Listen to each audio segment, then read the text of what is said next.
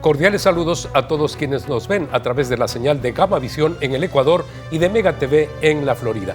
Hoy tenemos como primer invitado al coronel Lucio Gutiérrez, expresidente de la República. Él está buscando una vez más el solio presidencial. Hay dificultades enormes en lo económico. También la crisis de salud afecta muchísimo a países como el Ecuador.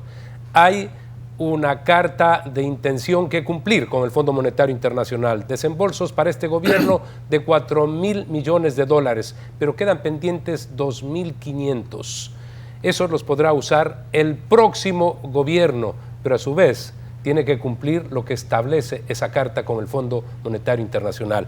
Muchas gracias por estar con nosotros. Si usted llega a la presidencia de la República, ¿cómo va a hacer para cumplir con lo que dispone el fondo? Por ejemplo, se dice el incremento del IVA al 15%. Muchas gracias por la oportunidad y les recuerdo a los ecuatorianos que cuando me hice cargo de la primera presidencia de la República, hoy aspiro por segunda ocasión llegar al solio presidencial. El presidente saliente, Gustavo Noboa, repitió varias veces: no voy a dejar la mesa servida, y efectivamente pues no dejó la mesa servida. Se quedó debiendo 2 meses sueldos y asignaciones a los municipios, a las prefecturas, a Fuerzas Armadas, a la Policía Nacional, a las federaciones deportivas, a los trabajadores de la salud. No se había pagado los servicios de la deuda. Era una situación realmente explosiva. Entonces nos adelantamos desde antes de ganar la presidencia de la República a contactar con el Fondo Monetario, el Banco Mundial, con los organismos multilaterales de crédito. El 11 de febrero del 2003, a un mes de haber asumido la presidencia de la República, usted fue hasta Washington. Lo acompañamos como comunicador social en aquella época. Y en el edificio del Fondo Monetario Internacional firmó usted una carta de intención. En ese entonces incluso estaba acompañado de representantes indígenas. La señora Nina Pacari representaba Pachacutic y era la canciller de la República. ¿Qué pasó con ese acuerdo? Así es, en un tiempo récord, antes de terminar el primer mes de mi gobierno, ya estábamos firmando el acuerdo con el Fondo Monetario Internacional, lo que se demostraba que había confianza en el gobierno que iniciaba sus acciones. Y el Fondo Monetario, obviamente, viendo la situación catastrófica de la economía ecuatoriana, sugirió en la carta de intención una serie de medidas: que suba el precio del gas, que suba el costo de los servicios básicos, que congele la pensión de los jubilados, que congele el sueldo a los servidores públicos. Obviamente firmamos la carta de intención, pero luego le presentamos una alternativa al Fondo Monetario Internacional, porque el precio... ¿Y qué sucedió? ¿Aceptó el Fondo Monetario Internacional? De alguna manera el Fondo Monetario Internacional aceptó, pero también pues se rompió el acuerdo. Nos desembolsaron, de lo que recuerdo, 800 millones de dólares de los 4.000 que era la línea de crédito, pero fueron más que suficientes con esos 800 millones de dólares para levantar a la economía ecuatoriana, porque yo decreté la austeridad y obtuvimos más recursos que los que hubiéramos logrado si es que aceptábamos las sugerencias del Fondo Monetario Internacional. En mi gobierno no se compró un solo vehículo, ni en la presidencia ni en los ministerios. Nos movilizábamos en los mismos viejos vehículos que heredamos del gobierno anterior. 0 consultorías, 0 asesorías. Se bajó en un 32% los gastos administrativos para reducir los viáticos innecesarios, los viajes, etcétera. Y ustedes saben que en mi gobierno la economía creció cerca del 9%, que es el crecimiento más alto de toda la historia del Ecuador. Usted sería entonces por el lado de la reducción de gastos, especialmente sus gastos corrientes, lo que implica el bajar también la masa salarial, que consume alrededor de 900 millones de dólares cada mes. Estamos hablando de 9.000, 10.000 millones de dólares en el año. ¿Cómo va a ser con los despidos? Como decía en mi primer gobierno, cuando un país está en crisis, el que tiene que ajustarse los cinturones es el gobierno, y al pueblo hay que darle oxígeno, al pueblo hay que bajarle las tasas de interés, al pueblo hay que darle empleo, al pueblo hay que darle la mejor salud, la mejor educación que sea posible. En mi primer gobierno, comenzando yo mismo, me bajé el sueldo un 20% como una medida de solidaridad con el pueblo ecuatoriano, mientras que al pueblo le bajamos los intereses del Banco de Fomento del 16% al 8% y luego al 5%. le dimos empleo, se generaba más de 250,000 empleos por año en el sector privado. Mejoró la educación, mejoró la salud. En el Ecuador se invertía más que en Colombia, los colombianos venían a comprar al Ecuador, los peruanos venían a comprar al Ecuador y eso reactivaba la economía.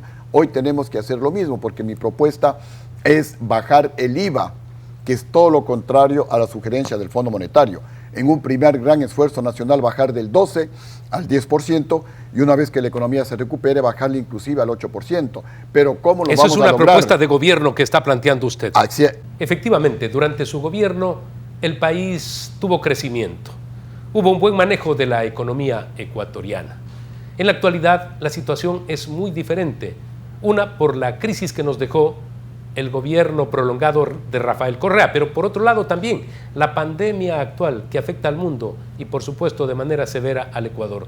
¿Cómo va a hacer? ¿De dónde va a sacar la plata para cumplir con estos ofrecimientos de campaña? Le convertiremos al Ecuador en un centro financiero, logístico y tecnológico internacional. Con el centro financiero vendrán los bancos más grandes del mundo y a través de la competencia bajarán las tasas de interés a niveles internacionales del 3, del 4% de interés anual.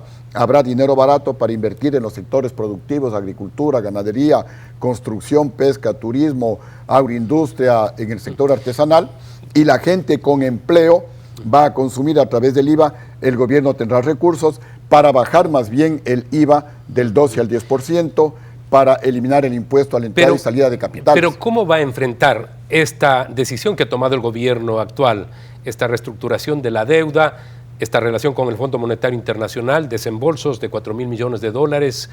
¿Cómo lo va a enfrentar si le están poniendo condiciones? Simplemente no va a responder a las condiciones del fondo. Va a hacer todo lo contrario, porque usted dice va a reducir el IVA. El fondo plantea crecer el IVA en 3 puntos. Hay problemas y hay presidentes. Problemas han habido siempre. Hace 150 años, hace 100 años, hace 50 años. Yo tuve problemas, habrán problemas en 50 años. Lo que diferencia es al presidente, la capacidad del presidente, el patriotismo, la entereza, la voluntad política para el presidente de la República de tomar decisiones. Y mi gran ventaja frente a todos los otros candidatos es que yo ya fui presidente y enfrenté una crisis económica y le saqué adelante al Ecuador. Mi gobierno en cifras es el mejor de toda la historia del Ecuador. No se lo reconoce, pero eso dicen los organismos gubernamentales. Las encuestas no le asignan a usted buenos números. Se habla de que podría tener un 3, un 4%. ¿Usted cree en ellas? ¿Cuál es la real posibilidad que tiene para llegar nuevamente a la presidencia de la República? Esta lucha es de ustedes, ecuatorianos, y también mía, es de los dos, porque yo ya fui presidente, yo ya hice mi vida. Cuando me muera, como me decían unos periodistas, saldrán los titulares del mejor presidente de toda la historia, Lucio Gutiérrez. Mientras esté vivo me seguirán dando contra el piso, pero en todo caso yo estoy aquí por responsabilidad porque amo al país. Pero si tú, ecuatorianos, quieres que las cosas cambien, aquí hay una alternativa. Pero si quieres que todo siga igual o peor y después no te quejes, después de 6 meses no estés arrepentido cuando el Ecuador se convierta en otra Venezuela. Si quieres un cambio, aquí hay una alternativa, primero. Segundo, todavía pues es muy temprano para que haya preferencias definidas, para que haya tendencias, porque los mismos encuestadores hablan que el 70, el 80, el 60% todavía no ha decidido por quién votar. Los mismos encuestadores dicen que el 52% no tiene acceso a Internet y que el 80% de ecuatorianos no tiene empleo y que está dedicado a tratar de sobrevivir. Entonces, con un 20, con un 25% es muy arriesgado dar tendencias. Hubo una importante cumbre de presidentes. Se dio un enfrentamiento entre el expresidente Álvaro Uribe y el expresidente Hugo Chávez, porque Hugo Chávez estaba opuesto a los tratados de libre comercio y quería influir en los demás mandatarios para que no se dé ese acuerdo con los Estados Unidos. Y recuerdo que Álvaro Uribe le dijo: señor, a usted le llueve petróleo, a nosotros no, tenemos que hacer los mejores esfuerzos para crear riqueza en nuestros países y por eso buscamos esa asociación con países tan importantes como Estados Unidos. Fue una discusión muy áspera. No se logró por parte del Ecuador firmar ese tratado de libre comercio. Sí lo hizo Colombia y también Perú y gozan de los beneficios por más de una década. ¿Qué va a hacer usted si llega a la presidencia de la República? Justamente cuando yo daba una conferencia al Club de Rotarios en Quito, el primero al que le escuché al vicepresidente Blasco Peñerera Padilla, que se paró y que me dijo: presidente Gutiérrez, el peor error histórico de la historia del Ecuador fue el golpe de Estado contra su gobierno, porque el país se encontraba muy bien y si hubiéramos firmado los acuerdos comerciales con los Estados Unidos y con la Unión Europea estaríamos mejor. Cuando voy a las universidades y discutimos sobre estos temas, el Ecuador, que crecía económicamente al doble que Chile, el Ecuador, que recibía más inversión extranjera que Chile, según la Asociación Latinoamericana de Inversión. Si hubiéramos firmado los acuerdos comerciales mencionados, el Ecuador estaría en una situación igual o mejor que Chile. El Ecuador estaría en la dirección correcta para convertirnos en un país del primer mundo, porque las inversiones se hubieran multiplicado por 10, las exportaciones se hubieran multiplicado por 10, el empleo que sobrepasaba los 250,000 empleos por año en el sector privado se hubieran tranquilamente duplicado y sería otra realidad. Pero hay que decirlo con nombre y apellido: los responsables son los generales traidores que al quitarme el respaldo se cayó el gobierno de Lucio Gutiérrez, el vicealmirante Víctor Hugo Rosero Barba, el vicealmirante Manuel Zapater, el general Luis Aguas, el general Luis Ubillús, el general Hernán Ayala son los responsables del saqueo del Ecuador, son los responsables del debilitamiento de Fuerzas Armadas, del debilitamiento del Instituto de Seguridad Social de las Fuerzas Armadas, del Hospital Militar y en definitiva del país, porque si no había el golpe dado por los generales, hubiéramos firmado los acuerdos comerciales y el Ecuador pues estaría en una situación diferente, no hubiera aparecido esta pandilla de saqueadores que terminaron con la paz, con la tranquilidad y con la economía del pueblo ecuatoriano. El Ecuador estaría en una posición completamente diferente. Pero en todo caso, pues hay que mirar la página, no hay que lamentarse, hay que seguir luchando y por eso yo estoy nuevamente en este reto difícil. Me enfrento a gente que tiene muchísimo dinero, pero yo lo hago con mi patriotismo, yo lo hago con mi conocimiento, yo lo hago con mi experiencia, yo lo hago pues convencido de que si llego a la presidencia soy la mejor alternativa para rescatar a nuestro país. Hemos visto que ha recuperado su salud y que va a seguir en los recorridos por todo el Ecuador en la búsqueda de votos. Muchas gracias por haber hecho un alto y haberse presentado el día de hoy en nuestro espacio Fernando Aguayo América. Vamos a hacer una pausa comercial. Inmediatamente la segunda entrevista.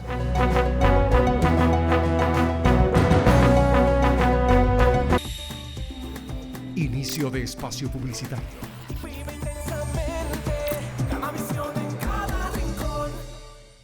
Con la app BDP Wallet estás a un código de tu compra. Registra tus tarjetas Pacificar del Banco del Pacífico y paga en tu establecimiento favorito sin necesidad de revelar los datos de tus tarjetas Pacificar. Solo comparte con el establecimiento el código de pago que genera la app y listo. Descárgala ya y registra tus tarjetas. Para más información visita www.bancodelpacifico.com. Pacificar. Historias que vivir. Banco del Pacífico.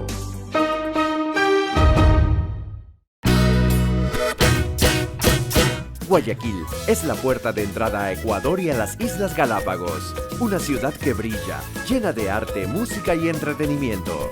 Aquí la aventura se expresa en todas sus formas, desde paseos por el río y sus malecones hasta conciertos al aire libre y vista panorámica de la ciudad desde La Perla. Y en la noche la diversión no se detiene, con diversas actividades para todos. Porque en Guayaquil una experiencia vale más que 1000 imágenes.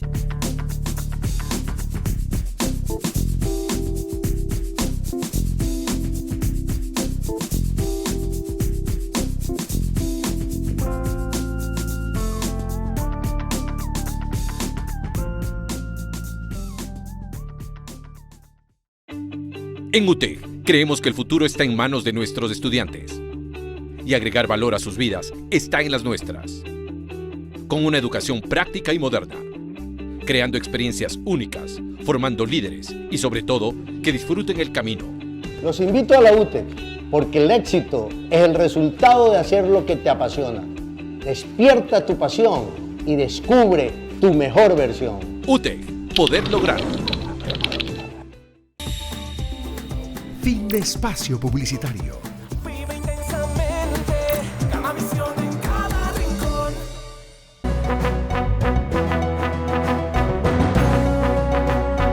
Nuestra segunda invitada es María Sol Pons. Ella es escritora, Hace muy pocos días, Clara Medina, del diario El Universo, precisamente resaltaba su labor literaria. Pero nosotros la hemos invitado porque también hace opinión pública a través de sus artículos en Diario Expreso. Ella publicó uno que dice la política desde la ciudadanía. Encaja perfectamente lo que debemos hacer en un espacio como este, analizar lo que acontece con nuestra sociedad. ¿Qué es lo que pasa cuando asistimos a una serie de hechos tan absurdos como que, por ejemplo, se inscriban como candidatos personas que tienen grillete, personas que están acusadas, varias de ellas investigadas, y sin embargo quieren entrar al proceso electoral? Y lo peor de todo, que a lo mejor ganan. Así que, ¿cómo se hace política desde la ciudadanía? ¿Qué tal, Fernando? Gracias por la invitación. Un gusto. Bueno, se hace manteniendo el interés, manteniendo la participación, elevando la voz, haciéndose escuchar con respeto, pero informándonos y manteniendo un centro en las cosas que valen y en lo que no, aprendiendo a seguir a esas personas y esos ejemplos que a través de su vida crean valor, que dicen la verdad, o por lo menos gran parte de la verdad, y a no dejarnos engañar con los cantos de sirenas. Hay en estos momentos una crisis de valores en el Ecuador, eso es indudable, lo estamos observando una y otra vez. El sentido común tampoco está presente en los ciudadanos, reitero, porque son culpables aquellos que se inscriben, los que se los permiten, pero también los ciudadanos que votan por esas personas. ¿Cómo revertir esa situación? Parece que se trata de un problema sociocultural en el Ecuador. Sí, no puedo estar más de acuerdo con usted. Yo creo que como sociedad tenemos dos grandes problemas. Por un lado, un modelo mental de victimazgo, es decir, que se nos ha hecho creer a través de decenas de años que las cosas tienen que ser dadas a nosotros y se nos quita la oportunidad de comprender y de liberarnos en la propia voluntad, capacidad magnífica de crear valor. Entonces, con ese discurso de yo te doy, yo te pongo, yo te pago, se lo limita al individuo, al ciudadano, a su mínima expresión y no se le da la oportunidad ni de educarse ni desarrollarse porque se le hace creer que su bienestar siempre va a estar atado a algo que le va a dar el Estado. Y luego voy a la otra parte, es esa responsabilidad de creer esas falacias, porque el ciudadano de a pie o el ciudadano normal que trabaja por sus ingresos, que gana un salario mínimo, que tiene que pagar altos impuestos, sabe a ciencia propia, en su propia experiencia, que el Estado cuesta mucho y que da muy poco. Entonces, es responsabilidad ciudadana hacer conciencia y decir, bueno, ya basta, este modelo no funciona, no podemos seguir dando un paso adelante y un paso atrás. Usted mencionaba el tema del Consejo Nacional Electoral. El Consejo Nacional Electoral es hoy lo que sucede hoy, con esa mayoría que se ha conformado ahí para hacer verdaderamente lo que les da la gana. Es una manifiesta expresión de lo que sucedió durante el correísmo y del modelo que se construyó en esa época. Es un modelo que coarta la coordinación entre instituciones y que trapea la Constitución en el piso. Entonces, si nosotros permitimos que el discurso populista y que la corrección política siga determinando el curso de nuestro país, jamás vamos a poder darle fuerza a las verdaderas fuerzas de producción, valga la redundancia. Hay personas que votamos en contra de la Constitución del 2008, esa Constitución correísta, pero respetamos la Constitución. ¿Cómo es posible que quienes votaron por esa Constitución no lo respeten? Y me refiero en todos los ámbitos, porque se hace todo lo contrario a lo que establece la Carta Magna. Porque es que se dicen muchas cosas, pero para hacer todo lo contrario. Es decir, el discurso populista, ese que promulga, el discurso correísta básicamente, que siempre habla de todos y todas y la inclusión y los derechos, verdaderamente es una cortina para tras bastidores hacer todo lo contrario. Veamos lo que sucede nuevamente en el Consejo Nacional Electoral cuando se manipula un reglamento expreso y se utiliza el recurso de subsanación para la inscripción de candidaturas cuando realmente este no puede ser utilizado sino solo para el numeral 3 y no para el 1 o el 2, y se permite la inscripción de candidaturas como la del binomio Arauz o la del binomio de Pachacuti cuando no se cumplieron los procesos de democracia interna estipulados en el reglamento. Entonces, un proceso o un tema institucional que compete a 17 millones de ecuatorianos se maneja con un criterio mediocre de por aquí vienes, por acá te pongo, aquí te permito, acá no te permito, cuando tiene que ser una cosa ordenada, automática, mecánica. Me traes los documentos, cumples con los requisitos, te inscribo y te vas. No debería haber tanta confusión. ¿Y qué es lo que despierta la confusión? Desde la ciudadanía, porque yo hablo netamente desde la ciudadanía. Es una desconfianza en las instituciones muy, muy mala. Y cuando queremos crear valor, queremos aventurarnos a invertir, a hacer empresa, a desarrollar nuestras vidas en este país, a invertir, a generar trabajo, pues con ese nivel de desconfianza, toda inversión cae. Tenemos que hacer una pausa comercial, pero muy interesante el discurso que está emitiendo a través de este diálogo María Sol Pons, porque tenemos que construir, por ejemplo, en el Ecuador, institucionalidad. ¿Y cómo se lo hace? No desde las esferas de los poderes del Estado, tenemos que hacerlo también desde la ciudadanía. Retornamos inmediatamente en Fernando Aguayo, América.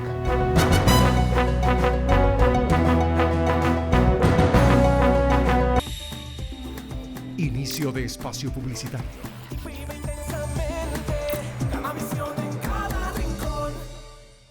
Con la app BDP Wallet estás a un código de tu compra. Registra tus tarjetas Pacificar del Banco del Pacífico y paga en tu establecimiento favorito sin necesidad de revelar los datos de tus tarjetas Pacificar. Solo comparte con el establecimiento el código de pago que genera la app y listo. Descárgala ya y registra tus tarjetas. Para más información visita www.bancodelpacifico.com. Pacificar. Historias que vivir. Banco del Pacífico.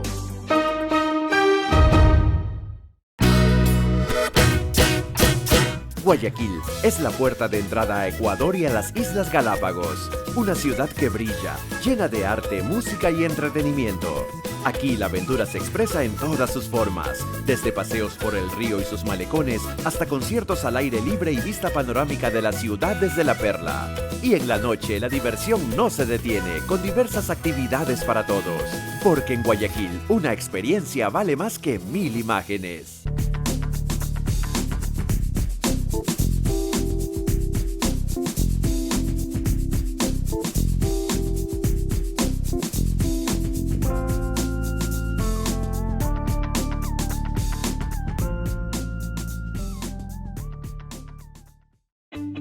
En UTEC, creemos que el futuro está en manos de nuestros estudiantes y agregar valor a sus vidas está en las nuestras. Con una educación práctica y moderna, creando experiencias únicas, formando líderes y sobre todo, que disfruten el camino. Los invito a la UTEC porque el éxito es el resultado de hacer lo que te apasiona. Despierta tu pasión y descubre tu mejor versión. UTEC, poder lograrlo. Fin de espacio publicitario. Vive intensamente, Gamavisión en cada rincón.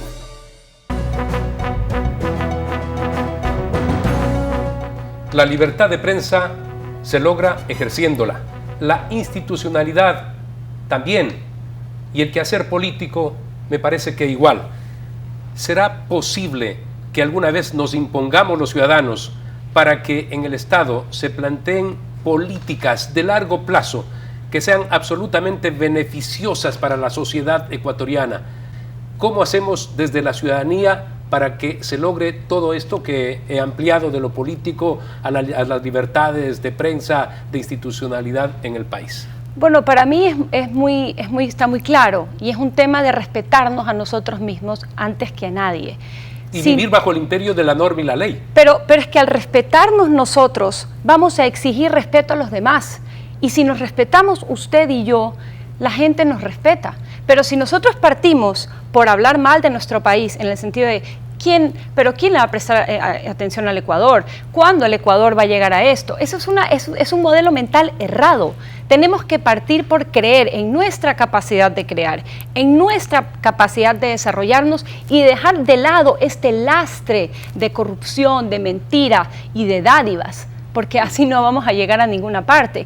Si usted no me toma en serio, yo no lo voy a tomar en serio. Lo mismo pasa internacionalmente. Mientras en el Ecuador no nos respetemos mutuamente, mientras suceda este irrespeto como la inscripción del señor Arauz con una cédula que no es suya, que no es propia, eso es una falta de respeto a la institucionalidad de algo que nos representa a todos. Porque es que, aunque, como decía mi artículo que usted mencionaba al principio, la política es un tema que incomoda, pero es un tema que nos lleva a todos. Es un tren, se estrella. Usted dice, en algún momento incomoda y apesta y se hacen a un lado las personas. Sí, es un guión de una película francesa que decía, sí, mucha política es como el ajo. Mucho ajo apesta, un poco está bien.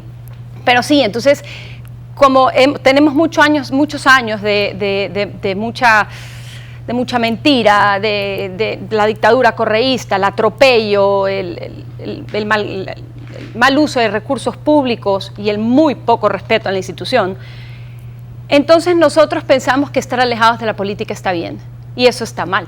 Tenemos que incorporar el pensamiento político, tenemos que incorporar el pensamiento crítico, tenemos que ser conscientes de que somos nosotros, cada uno de los ecuatorianos, quienes vamos a elegir, pero no vamos a votar ni por el más guapo, ni por el más chévere, ni por el que mejor me cae. Tenemos que cambiar eso, tenemos que votar por el que más capacidad tiene de sacarnos del hueco en el que estamos. Mientras sigamos viendo que es que este me cae mal por tal cosa, o no me gusta porque es amigo de, entonces vamos a seguir donde estamos. Tenemos que cambiar la forma en que pensamos para cambiar la forma en la que actuamos. Tenemos muy cerca un proceso electoral, 7 de febrero 2021, estamos en octubre, parecería que está lejos, pero está muy cerca. Y precisamente para generar ese marco referencial de conocimientos en la gente de qué es lo que nos jugamos, es que tenemos que hacer, a través de medios de comunicación o artículos como el suyo, conciencia en las personas. De lo contrario, vamos a prolongar la agonía. Tenemos candidatos como el señor Guillermo Lasso, pero también como el representante del correísmo, que como usted bien señala, presentó una cédula de otra persona para inscribir su candidatura. El retorno del socialismo del siglo XXI puede aproximar a que el Ecuador viva lo que vive Venezuela ahora. Sin duda, no nos quepa la menor duda.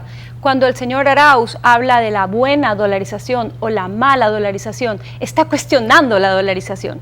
Y si en algo estamos de acuerdo en el Ecuador, es que queremos continuar dolarizados. Y para continuar dolarizados, tenemos que fortalecer ese modelo económico. Tiene que haber más exportaciones, tiene que haber más inversión, tiene que haber confianza, tiene que haber seguridad jurídica. Pero él habla de dinero electrónico para las amas de casa. Sí, ¿y con qué respaldo? Es que él nos habla... ¿De dónde sale ese dinero? ¿De dónde va a salir y con qué respaldo? Porque el dinero tiene un respaldo real, la moneda no es solamente papel, tiene un valor tangible. Entonces, cuando personas así vienen a prometernos esto, son palabras falsas, palabras vacías, pero está en nosotros hacer conciencia de lo que nos está diciendo. No va a funcionar, no nos va a sacar. De la misma manera que le escuché al candidato de Pachacutic decir en una entrevista en Ecuavisa que él pagaría la deuda externa con dinero que recogería de lo que se robaron durante la corrupción. Me disculpa, pero yo a él no le creo. Eso no es viable, no es dable. Para pagar la deuda extranjera, tenemos un nivel de deuda que supera el 60% del PIB. No es suficiente. Para empezar, recuperemos un poquito. Luego, veamos cuánto recuperamos. Tenemos que crear un modelo de país, un modelo de Estado que sea sostenible, que honre los valores y que las personas que conforman esas instituciones honren sus posiciones dando lo mejor de sí. Muchas gracias por haber estado con nosotros para hacer este análisis muy necesario. Política desde la ciudadanía ha sido el título de la entrevista. Es que efectivamente tenemos que la colectividad ser partícipes de las decisiones futuras de nuestro país. Amigos, gracias por haber estado en el programa el día de hoy. Nos volveremos a ver la próxima semana a través de Gamavisión en el Ecuador y de Mega TV en la Florida. Muchas gracias, María. Gracias a usted.